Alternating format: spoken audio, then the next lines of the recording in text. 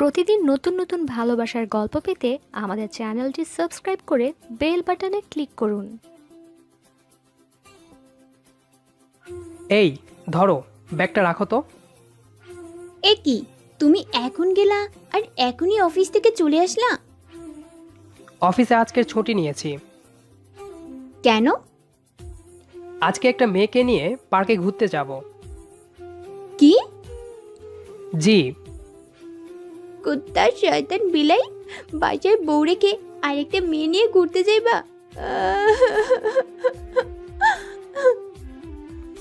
এই না না, সেটা না। কাঁদছো কেন? কাঁদবো না তো হাসবো এখন? আমাকে বললেই পারতা আমি আরেকজনকে ভালোবাসি, তাহলে তো হতো। না জান, এমন কথা বলে না। চুপ, বিশ্বাসঘাতক। তোর সাথে আর কথা নাই। জীবনের থেকেও বেশি ভালোবেসেছিলাম তোকে, কিন্তু তুই বুঝলি না। অন্য একটা মেয়েকে নিয়ে পার্কে ঘুরতে যাবি? তোর লজ্জা করে না? আহ সোনা, কি বলছো তুমি? আমি শুধু তোমাকেই ভালোবাসি। আর মিথ্যা কথা বলার দরকার নেই। আমি সতী নির্ভর করতে পারবো না। আমাকে ডিভোর্স দিয়ে দাও। কি বললা তুমি? মারলা কেন? চুপ। টান দিয়ে বুকে জড়িয়ে নিলাম। চারো চারো বলছি। ছাড়বো না। আরে পাগলি বউ, আমি কি বলেছি নাকি যে অন্য একটা মেয়েকে নিয়ে ঘুরতে যাব? আমার ঘরে তো মেয়ে আছে, আর সেটা আমার বউ। মানে? আরে আমি তোমাকে নিয়ে ঘুরতে যাব, আর তুমি তো মেয়ে না, তুমি ছেলে। মেয়ে? তুমি মেয়ে হলে তো তোমাকে নিয়ে ঘুরতে যাব, তাই না? আমার সবচেয়ে কাছের পাগলিটা। এই পাগলি মেয়েটাকে ছেড়ে আমি কি অন্য মেয়ের কাছে যেতে পারি? না। তাইলে এতক্ষণ ওইসব বললে কেন? সরি। বুকে থেকে সরিয়ে দিয়ে বললাম, সরো। তুমি এতক্ষণ অনেক আজে বাজে কথা বলেছ, আমার অনেক কষ্ট হয়েছে। আমার কাছে আর আসবে না, তোমার সাথে কথা নাই। না বাবু, এমন করে না। হুশ। ওকে ওখানে রেখে দৌড়ে ছাদে চলে এলাম। কিছু বলার সুযোগ দিলাম না। ততক্ষণে আপনাদের পরিচয়টা দিয়ে দেই। আমি তানভীর, আর ওই যে রাগী মেয়েটা এতক্ষণ চেঁচামেচি করলো, ওটা হলো আমার বউ নীলাজাহান রিয়া।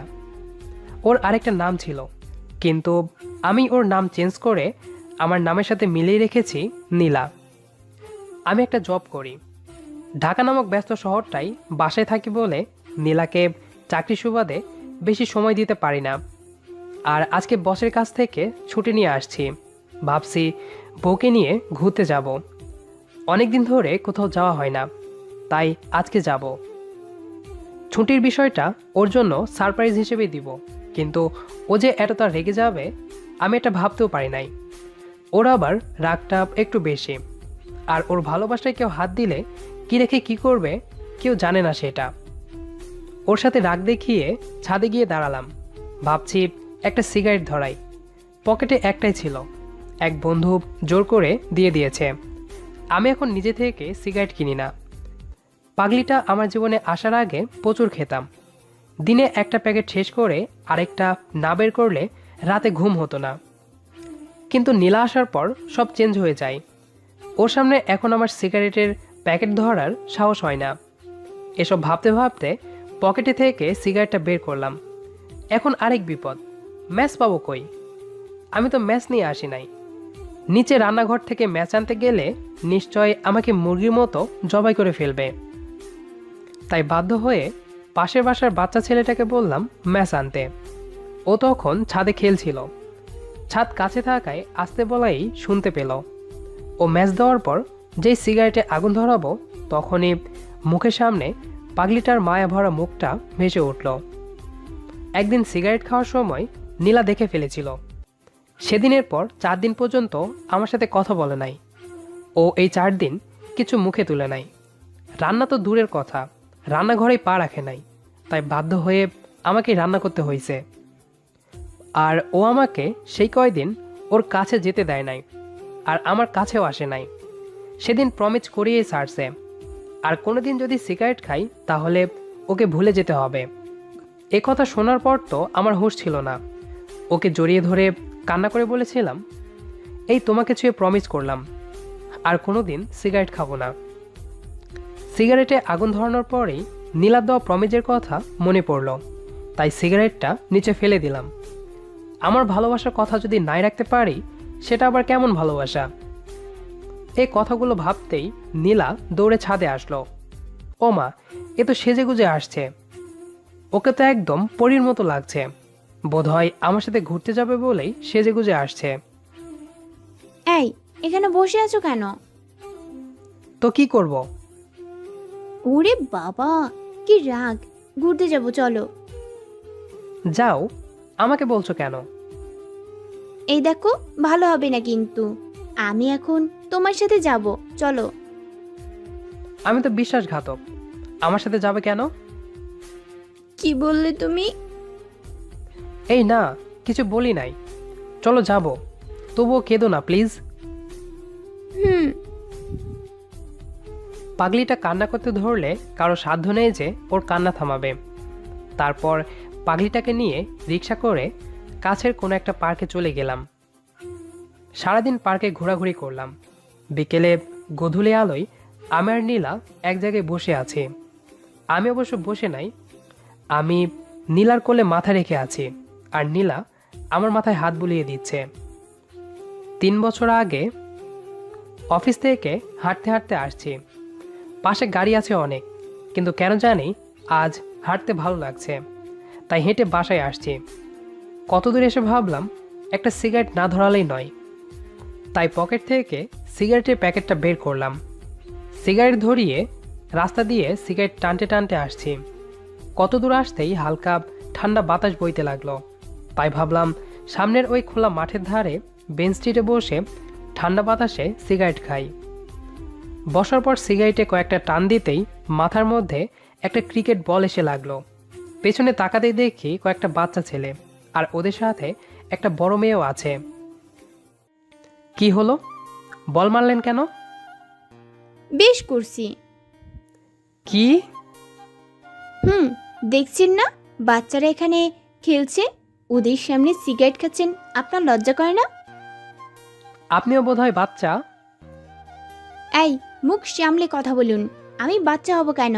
আমি ওদের সাথে এখানে আসছি। আপু চলো তো এখান থেকে, যত সব। ওরে বাবারে, এ বাচ্চা না, বুলেট। ওই কি বললেন? আমার সামনে ওদের বুলেট বললেন? ওরা বুলেট হলে আপনি বোমা। অচেনা একটা ছেলের সাথে এভাবে ঝগড়া করছেন। আপনি যদি সিগারেট এখানে বসে না খেতেন, তাহলে আমরা আপনার সাথে ঝগড়া করতাম নাকি? আমার যেখানে ইচ্ছে সেখানে খাবো, আপনার সমস্যা কি? আমাদের এখানে এসে খেতে পারবেন না। 100 বার খাবো, কি করবেন? গোবর খাইয়ে দেব আপনাকে। আপনি খান যান, যত সব ফাজিল মাইয়া। এই ফাজিল পোলাগুলো যে কোথা হইতে আসে, আল্লাহ ওনার মাথায় তুমি একটু জ্ঞান বুদ্ধি দাও। আপনার থেকে বেশি আছে। কচু আছে। কচুর গোড়া। আপু চলো তো এখান থেকে, ফালতু লোকের সাথে কথা বলে আমাদের খেলার সময় নষ্ট হচ্ছে। এই বলে বাচ্চাটা বুলেট গটিতে গুন্ডি মেয়েটাকে টেনে হিঁচড়ে নিয়ে গেল। কি মেয়ে রে বাবা, এমন মেয়ে বাপের 14 গোষ্ঠীর জন্মে দেখি নাই। একটা মেয়ে হয়ে আমার সাথে আসে কিছু বিচ্ছু বাহিনী নিয়ে ঝগড়া করতে।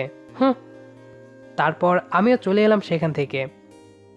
বাসায় এসে ফ্রেশ হয়ে ইজি চেয়ারটাই বসতেই ওই মেয়েটার রাগী চোখটা বারবার আমার চোখের সামনে ভেসে উঠতে লাগলো। মেয়েটা ঝগড়াটে আর পাজি থাকলেও মনটা অনেক ফ্রেশ, আর চেহারায় অনেক মায়াভরা সৌন্দর্য ফুটে আছে। মেয়েটাকে কেন জানি ভালো লেগে গেল, কিছুতেই মন থেকে সরাতে পারছি না। তাই ভাবলাম মাকে খবর দিয়ে আনি, তারপর একেই বিয়ে করে বউ বানাবো। তার আগে দেখি অন্য কিছু করা যায় কি না। তাই আবার এর পরের দিন অফিস থেকে একটু তাড়াতাড়ি করে ফিরে এসে কতগুলো চকলেট কিনে রওনা দিলাম সেই মাঠের কাছে।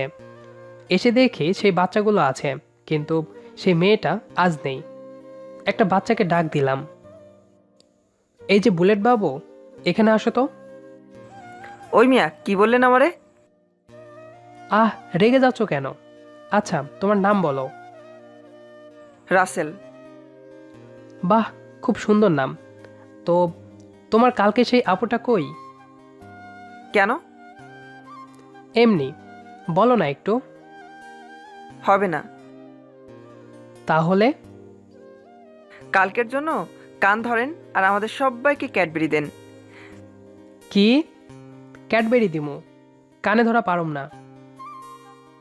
তাইলে আপুর খবরও পাবেন না। উফ, কি আর করার, বাধ্য হয়ে বাচ্চাদের সামনে কান ধরলাম। এবার হয়েছে? চকলেট কই?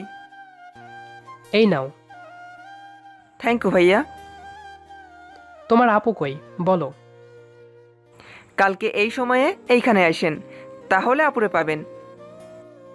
এই বলে বুলেটগুলো দৌড়ে পালালো। কি পাজি পোলাপাইন রে বাবা! আবার আসুক, দেখে নেব তখন। তারপর আবার তার পরের দিন গেলাম, দেখি কেউ আসে নাই, তাই একটা গাছের আড়ালে গিয়ে বসে পড়লাম। পকেট থেকে একটা সিগারেট বের করতেই সেই বাচ্চাদের চিল্লানি শোনা গেল। পেছনে তাকাতেই দেখি সেই বাচ্চাগুলো আর আমার ঘুম কেড়ে নেওয়া স্বপ্নপুরী এসে গেছে। ভাবলাম দেখি কি করে ওরা, তাই ওই গাছের আড়ালেই দাঁড়িয়ে ওদের কথোপকথন শুনতে লাগলাম। আপু জানো, কালকে না সেই ভাইয়াটা আসছিল। কোন ভাইয়া রে? তুমি যার সাথে সেদিন ঝগড়া করলে। কেন আসছিল? তোমাকে খুঁজতে। আমাকে খুঁজতে? কেন কেন? জানি না, কিন্তু ভাইয়াটা খুব ভালো। কি করে বুঝলি? ভাইয়াটা আমাদের সবাইকে ক্যাডবেরি দিয়েছে, আর সেই দিনের জন্য আমাদের সামনে কান ধরেছিল, অনেক সময় কান ধরে দাঁড়িয়ে আছিল। কি? তোদের কথায় ওই লোকটা কান ধরেছে? আরে না, উনি তোমাকে খুঁজছিল। আমরা বলছি কানে না ধরলে তোমার কথা বলবো না। তাই? তাহলে আমার জন্য কান ধরছে? হ্যাঁ। তারপর কি বলছে? তারপর আমি বলছি কালকে এখানে আসতে, কিন্তু এখনো তো এলো না। ও, তাহলে বোধহয় আর আসবে না। তোরা একটা এত বড় লোককে কানে ধরিয়েছিস, ওনার তো একটু অপমান হয়েছে, তাই না?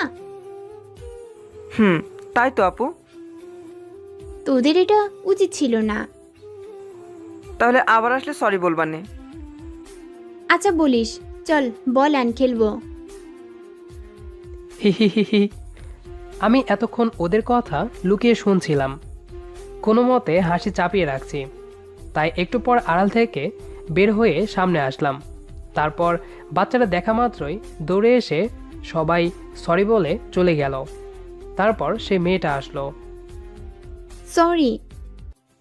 কেন? কাল ওরা যা করছে তার জন্য, আর সেদিন আমাদের সাথে যে ঝগড়া হয়েছে তার জন্য। আচ্ছা, ওকে, আমিও দুঃখিত। হুম। এই বাচ্চারা, এদিকে আসো সবাই। কেন ভাইয়া? আমার সাথে ফ্রেন্ডশিপ করবা? আপনাকে তো চিনি না। আচ্ছা বলছি, আমি তানভীর, একটা জব করি, আর ওই জায়গায় আমার বাসা। এবার তোমাদের পরিচয় দাও। সবাই পরিচয় দিল। আর আপুর নাম হলো নীলা। হুম। চলো, তোমাদের চকলেট কিনে দিব। তারপর সব বুলেটগুলোকে চকলেট কিনে দিলাম। ওদের পকেট চকলেট দিয়ে ভর্তি হলো, আর আমার টাকার পকেট খালি হলো। এখান থেকেই আমার আর নীলার পরিচয় হয়। ওদের সাথে যখন থাকতাম তখন আর আমি সিগারেট খেতাম না, কারণ ওদের সামনে সিগারেট খেলে নীলার থেকে দূরে যেতে হবে, তাই অন্য জায়গায় গিয়ে সিগারেট খেতাম। তারপর আমাদের ফোনে কথোপকথন আর ফেসবুকে চ্যাটিং হতো। আমি ওকে কোনোদিন বলি না যে আমি ওকে ভালোবাসি।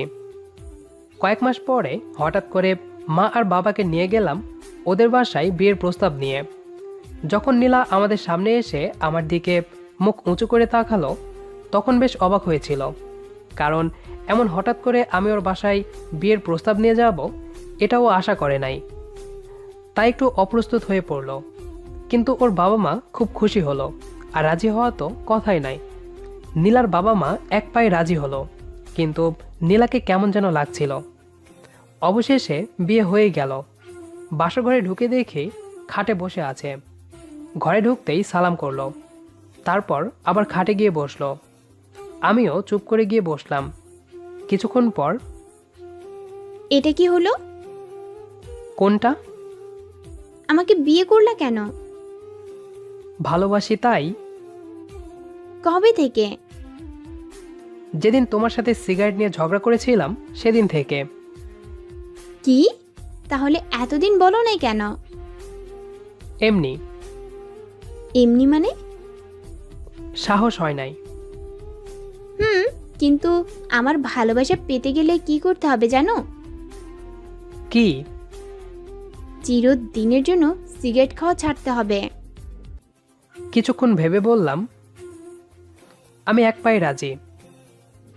তাহলে আরেক পা কই?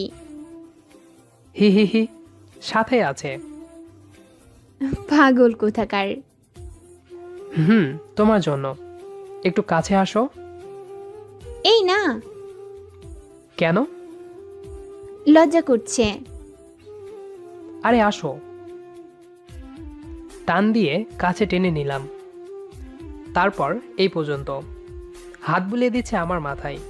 ভালোই লাগছে। এভাবেই পাগলিটাকে নিয়ে সারা জীবন কাটাতে চাই। কেমন যেন ঘুম ঘুম ধরে গেল, তাই পাগলিটাকে নিয়ে বাসার দিকে চললাম। I love you. এতগুলো ভালোবাসি তোকে পাগলি। গল্পটি কেমন লেগেছে সেটি অবশ্যই কমেন্ট করে জানাবেন। আর নিয়মিত এরকম ভালোবাসার ভিডিও পেতে আমাদের চ্যানেলটি সাবস্ক্রাইব করে পাশে থাকা বেল আইকনটি অন করে দেবেন, যাতে করে আমাদের ভিডিওর সকল নোটিফিকেশান সবার আগে পৌঁছে যায় আপনার কাছে। আর আপনি যদি অলরেডি সাবস্ক্রাইব করে থাকেন তাহলে অসংখ্য ধন্যবাদ। কথা হবে আবারও নতুন কোনো গল্প নিয়ে। সেই পর্যন্ত আমাদের সাথেই থাকুন।